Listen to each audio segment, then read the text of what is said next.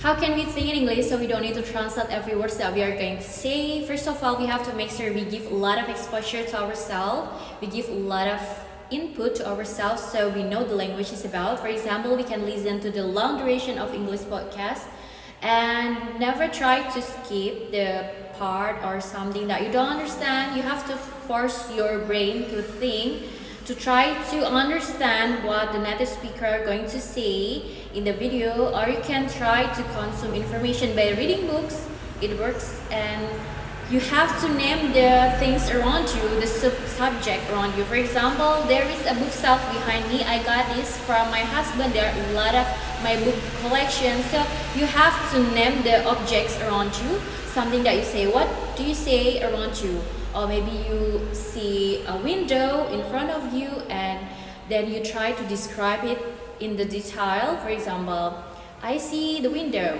I clean it every day so I can see clearly something outside. So you have to name object around you and then try to narrate what you are doing. For example, you are cooking and then you try to describe. For example, I'm cooking, I cut the chili and other things. You have to narrate everything what you're doing. Especially you have to speak every single day. You have to force yourself to speak. So we have to, maybe like if we don't have English partner, we have to be our own partner. I mean, you can practice by yourself, record the video, or maybe record your voice, talk with yourself in front of mirror, or you can talk with ChatGPT, or you can find native speaker, maybe speaking partner online. So we have to practice every single day. Then we have to remove the mental block. The mental block, like for example, perfectionism. If we are perfectionists, we tend to overthink. Am I saying the things? Am I saying the right things, or am I saying the words? Am I saying the things wrong? So you have to be confident. You have to remove the mental block, like overthink about the grammar mistakes, the mistakes in pronunciation or grammar. You have to train the fluency so you don't need to overthink the mistakes. So that's really important.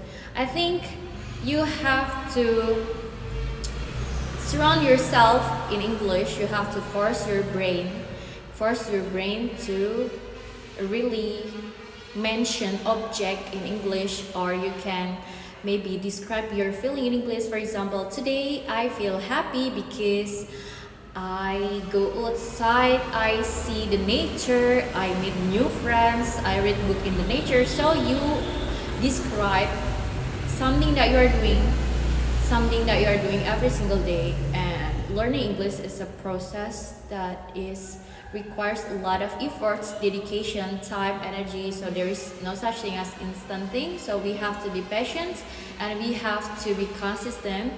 So we can train our brain to think in English by naming object around us. Oh, I see the table is brown. So you describe in the detail and what you're feeling today, you describe it, and what you are doing, you have to describe it in English.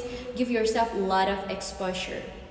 Not only give input in English by listening and reading, you have to speak every single day.